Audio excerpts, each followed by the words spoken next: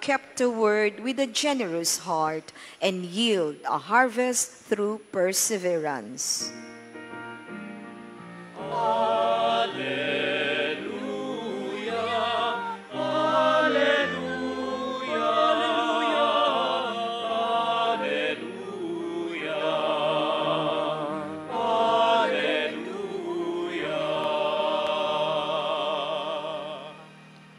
The Lord be with you. And with your The spirit. proclamation of the Holy Gospel according to Luke.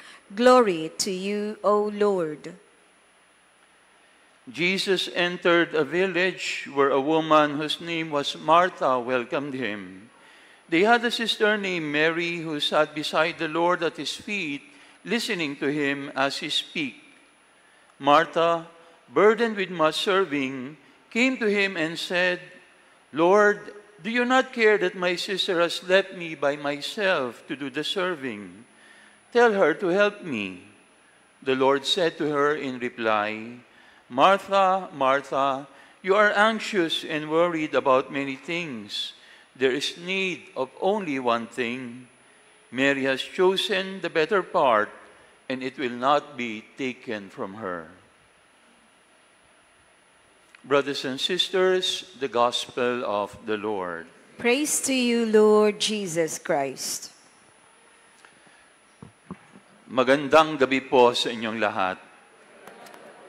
Our Gospel for today is taken from the Gospel of Luke, and our first reading is taken from the book of Genesis. If there is one word that summarizes our reading for today, it is the word hospitality. Hospitality. In our first reading, we heard the story of 3 men who visited Abraham. He did not know who those 3 men are, but it ended up that those 3 men were heavenly beings who promised blessings to Abraham. Alam natin yung naging kwento. Si Sarah, yung asawa ni Abraham, is old, barren, no? And also, anong tawag doon? She is not able to bear children, no? Pero when they were visited, ang sabi ng 3 bisita nila, "This time next year, when we come back, you will have a son." So yun yung naging blessing ng pagbisita ng 3 kay Abraham. And then in our gospel for today, we hear Jesus visiting Martha and Mary. Hindi natin alam kung saan sila binisita, pero we know that in the Gospel of Luke, they lived in Bethany. And we know also from the Gospel of John that they also had a brother named Lazarus. Also si Martha, si Mary, and Lazarus, ito ay mga magkakapatid na laging binibisita ni Jesus. And so, both the first reading and the gospel speaks about the virtue of hospitality. Kung paanong tinatanggap natin yung ating mga bisita. You know, in the letter to the Hebrews, chapter 13, verse 2, meron doong paalala, ang sabi ng letter to the Hebrews, make sure that you practice hospitality. Because in doing so, you are welcoming angels without knowing it. Ngayon ang sabi ng Hebrews 13 verse 2. Make sure that we practice hospitality because without knowing it, we may be welcoming angels. That is in reference to today's first reading. No? Hindi alam ni Abraham na yung mga bumisita sa kanya were heavenly beings promising blessing to him. Kaya nga, it is very clear that in the Bible and in the Scriptures, hospitality is a biblical virtue.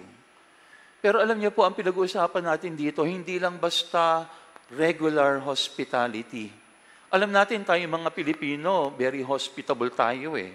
Di ba, pag may bumisita sa atin, talagang tanggap na tanggap natin.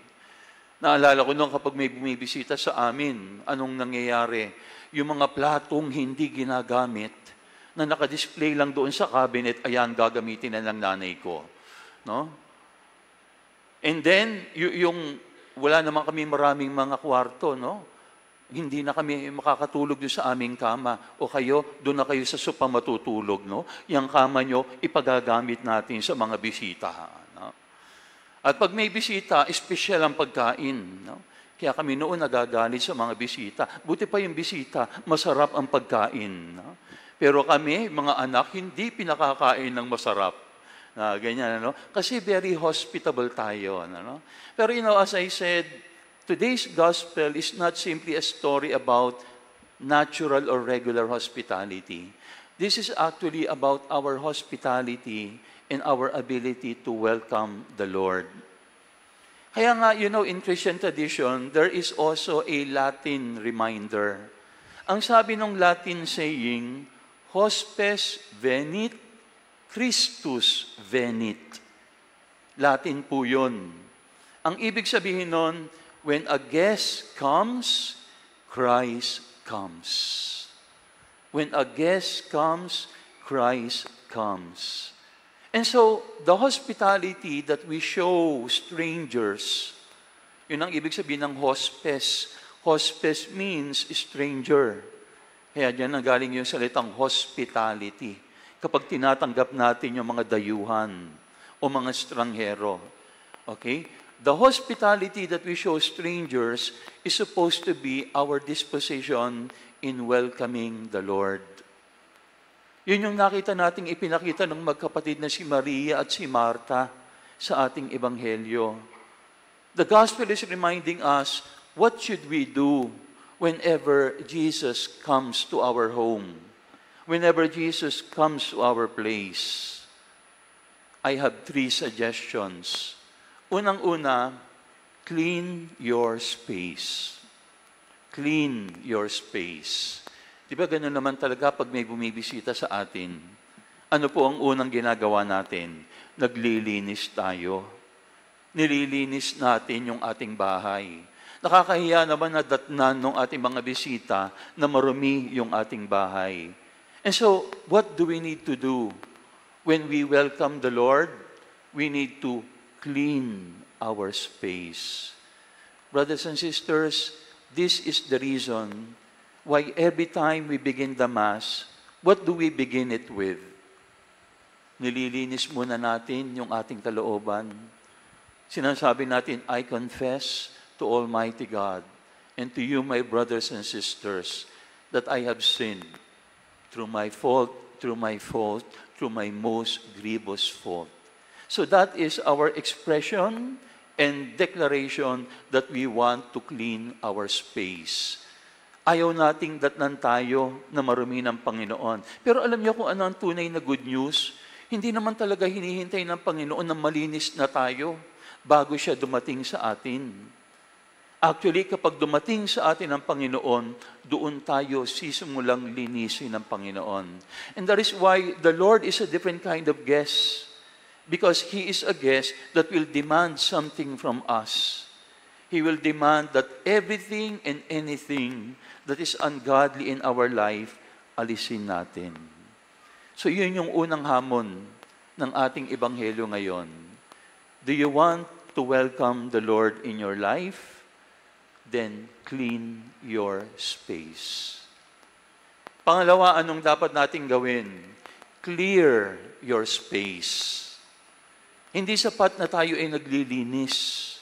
No? Kasi minsan ganun din ating ginagawa, di ba? Naglilinis lang tayo. Pero yung ating paglilinis, parang external lang. No? Panlabas lang. Anong ibig sabihin ng clear your space? Talagang aalisin mo. Aalisin mo. Hindi mo lang maglilinis. Yung paglilinis kasi minsan nagpunas-punas ka lang.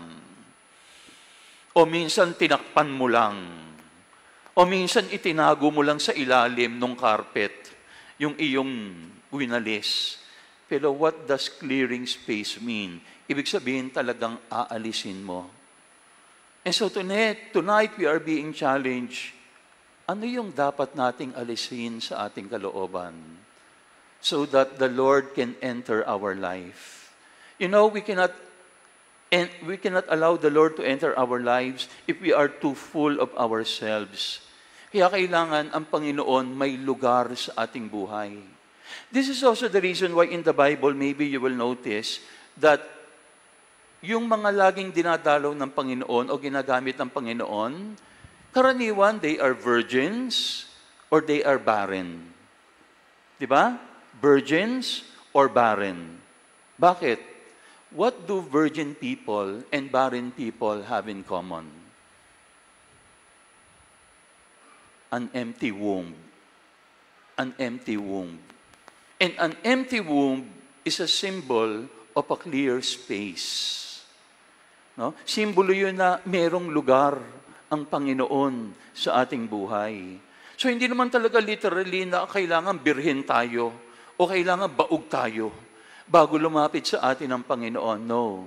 We simply have to clear space for the Lord. And when the Lord already has space in our lives, then we will be sure that the Lord will be a welcome guest in our homes, in our families, and in our hearts. So yun yung una, no? Clean your space. Pangalawa, clear your space. Pangatlo at huli, keep that space or reserve that space. Anong ibig sabihin ng keeping space or reserving that place, that space? Ibig sabihin nun, hindi lang pansamantala. Ibig sabihin nun, it is something that we reserve for the Lord. Di ba, ganon din tayo sa ating mga bisita. Minsan sa ating mga bisita, anong sinasabi natin, ha? Oh, babalik ka dito, ha? And every time na bumalik ka dito, you have a home in our home. You have a place in our home. May lugar ka sa aming bahay. Ibig sabihin, we will be reserving always a space for you. Hindi lang ito paminsan-minsan. Hindi lang ito pansamantala. Maglalaan kami ng lugar para sa iyo. That is also important in our Lord. It is only not clean space, not only clear our space, but reserve that space in the Lord. Pero alam niyo po, when I say reserve a space for the Lord, that does not mean na, okay, itong space na to para sa Panginoon, ito lang. Hindi. Ang isang imagery na gusto kong ginagamit dito is, lahat tayo dito may cellphones, ano? Nakikita ko yung iba sa inyo may cellphone, nagte-take down notes, no? Sana nga nagte-take down notes, ha? Hindi nagte-text, ha? Okay na? Na? Pero anong makikita natin sa ating cellphone? May iba't ibang apps. Marami tayong mga apps doon. Alam niyo, the Lord is not only one among the many apps in our lives. Ano dapat ang Panginoon? He is not an application. He is the OS, the operating system. Anong ibig sabihin nun? He is the one that keeps all the other apps together, working in harmony. Kapag wala kang OS, yung mga different apps na yan, maglalaban-laban pa. No? Lalo na kapag hindi sila compatible sa isa't isa. Pero kapag meron kang OS, operating system, it is the one that keeps all the other applications working together in harmony. They will not be in conflict. They will function harmoniously. Ganun din ang Panginoon sa ating buhay. If the Lord occupies a regular space in our lives, He will be the one that will operate all the other dimensions of our life. No? Kaya yung lugar na ibinibigay sa natin sa Panginoon, hindi lang isang sulok ng ating buhay. Na para bang, oh Lord, sa iyo yung basement. No? Pero yung sala, yung kusina, yung office, sa amin lang ito, hindi para sa iyo yan. Hindi. You are welcome everywhere. Because you are the one that will keep everything and anything working in harmony. Ganon din ang sabihin natin sa Panginoon, that He may control and that He may harmonize each and every part of our life, no? Our emotional life, our physical life, our intellectual life, no? Our economic life, lahat ng iyon mapapasailalim ng paghuhubog ng Panginoon. Brothers and sisters, in our gospel for today, Jesus was welcomed in the home of Martha and Mary. We too will welcome the Lord. But what does it mean to welcome the Lord? It means three things.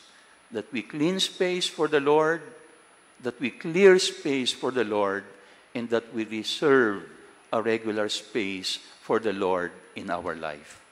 Amen.